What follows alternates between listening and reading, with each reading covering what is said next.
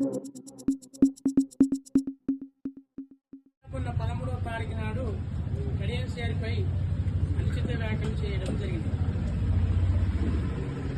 మరి ఈయన అనుచిత వ్యాఖ్యలు అంటే ఒక తల్లిని విమర్శించడం, మరి వాళ్ళ కుటుంబాన్ని విమర్శించడం, ఒకసారి భూములు లాక్కిందని విమర్శించడం, ఒకసారి ఈ కమిషన్ తీసుకున్నాడని విమర్శించడం, కడియన్షేర్ మీద లేని నిలెత్తే హన్మకొండ ప్రెస్ మీట్లో, మరి గణపురం ప్రెస్ మీట్లో నదిరి మీద నిందలు వేస్తే మేము మాట్లాడాము.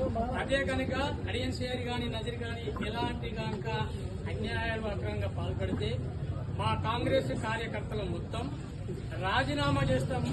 నీ ఇంటిలో కాగితాలతో సహా, నీకున్న ఎవిడెన్స్ సహా నిరూపణ చేస్తే మా కార్యకర్తలందరం రాజీనామా చేసి నీ ఇంట్లో దుర్గం చేస్తామని మాటించడం రాజీనామా.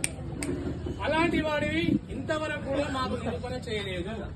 అంటే వీళ్ళొక్క ఈ టీఆర్ఎస్ గవర్నమెంట్ లో ఉన్నప్పుడు వీళ్ళొక్క ఊరుకు ఒక ఏజెంట్ ఉండేది. ఒక ఏజెంట్ను పెట్టుకుని ఆ ఏజెంట్ ద్వారా కమిషన్లు లాక్కుంటూ దళిత బంధు పెట్టి పైరవ చేసేవాడు ₹1,00,000. ఆ దళిత బంధు అనేది ఊరుకు 1-2 ఇచ్చి ఒక ఊరుకు 5-6 దగ్గర వసూలు చేసినాడు. డగ్గాలు ఊరుకున్నాడు వాడు. ఒక్క ఊరికి ఒకడొస్తే ఇంకా 5 పిచ్చి పిచ్చిలే తిరిగి వాడు నీరు చుట్టూ. ఇవన్నీ కమిషన్ లాగలేదా? గణపూర్లో నువ్వు ఎమ్మెల్యే గెలిచిన సంవత్సరంలో అంగన్వాడీ టీచర్లు అంగన్వాడీ ఆయాలు పడితే ఒక్కొక్క అంగన్వాడీ టీచర్ దగ్గర దళితులు పాపం భూమి లేని నిరుపేదలు చదువుకున్న సరి వచ్చిన జాబుకు కూడా ఒక ₹50,000 కమిషన్ తీసుకున్నారు. ప్లస్ అటెండర్ కు 5,000, 6,000 కమిషన్ తీసుకొని వాళ్ళ దగ్గర తీసుకొని ఎమ్మెల్యే వాళ్ళ దగ్గర తీసుకొని లబ్ధి పొందుకుంటూ నీళ్ళొక్క తాక్కుంటూ నీళ్ళొక్క చీకుడు కుక్కలు తినుకుంటూ ఆరులతోని శైలు చెప్పుకుంటా ఎగురుకునే నాయకుడు మా నాయకుడు కాదు. ప్లస్ మా నాయకుడుకున్న సిద్ధాంతం ఏంటంటే క్రమశిక్షణ గలవాడు, క్రమశిక్షణతో వెలిగినవాడు, లెక్చరర్ గా పనిచేసినవాడు, లెక్చరర్ ఉన్నత చదువుల నుండి పైకి వచ్చినవాడు, చదువులని ప్రతి పార్టీలో పిలిస్తే ఆ పార్టీకి న్యాయం చేసే నాయకుడు. మా నాయకుడికి క్రమశిక్షణతో పనిచేస్తున్న ప్రతి కార్యకర్త ఆయన సన్నిధానంలో క్రమశిక్షణతో పనిచేస్తున్నాం. నీ గవర్నమెంట్ లో డబుల్ బెడ్రూమ్ ఇల్లు వచ్చిందా? మా గవర్నమెంట్ లో మా రేవంత్ రెడ్డి గవర్నమెంట్ లో దళిత బంధు డబుల్ బెడ్రూమ్ ఇల్లు వస్తే మా కార్యకర్తలకు ఏమని చెప్పుకుంటూ ఊరిలోనే సెలక్షన్ చేసుకోండి బిడ్డలారా. ఒక్కరి దగ్గర ₹1 తీసుకున్నా నా దృష్టికి వస్తుంది.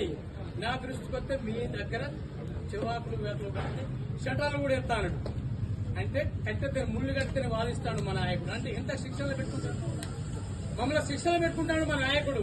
నీ లెక్క అప్పుడున్న నీలాంటి కార్యకర్తలు నువ్వు పని తీసుకోరా నాకు 25 ఇచ్చినరా అనే నాయకుడు మా నాయకుడు కాదు. ప్లస్ అది కాక నువ్వు చేసిన అరాచకాలు ఇది కాదు అది కాదు, ఒకటి కాదు ఒకటి రాదు.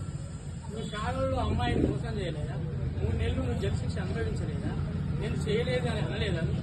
అది కాక నీ యొక్క ఇందిరా అంటున్నావు, మా ఇందిరక్కను కూడా మోసం చేసినావు.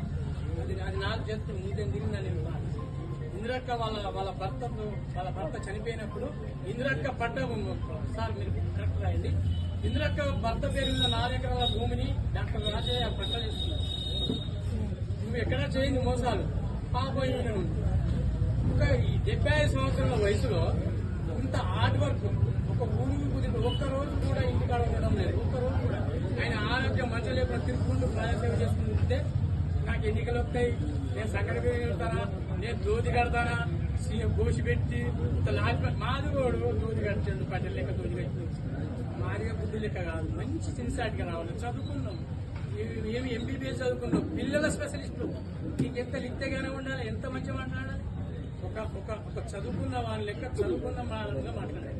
ఒక తల్లిని విమర్శిస్తావు. ఒకప్పుడు కడియన్షేర్ తల్లిని విమర్శించావు.